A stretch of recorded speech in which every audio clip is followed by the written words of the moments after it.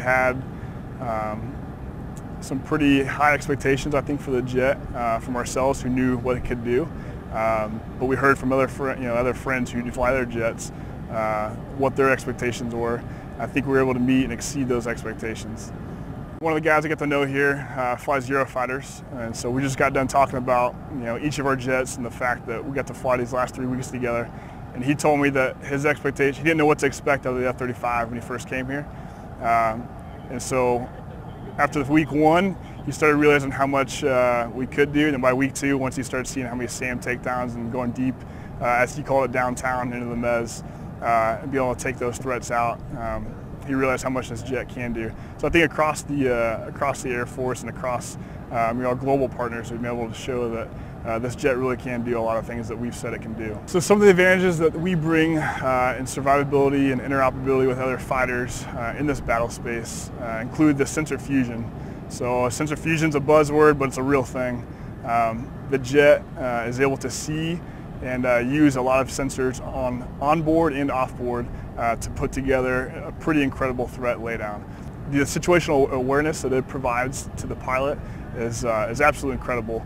And being able to use that helps us survive, but also helps others survive. So we're able to find those threats. We're able to pass those threats to other 4th Gen assets.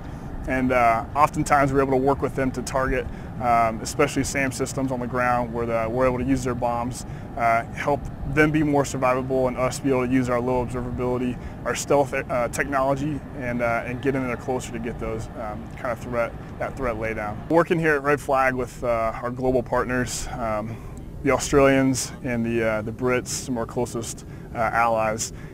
With the F-35, I think we've been able to show them that all of our forces can work together to be more lethal against other threats around the world.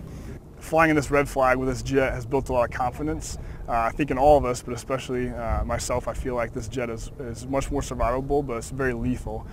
So the fact that we can go deep into the mez and be able to take out those targets, and then to be able to get out of there and then populate more targets for our 4th Gen assets while we're providing support for them is what makes this thing such an incredible aircraft and so vital to our current Air Force. The jet's incredible to fly. It's a great jet. It's a fighter. There's been a lot of, I think, misperceptions about the fact of what it can do.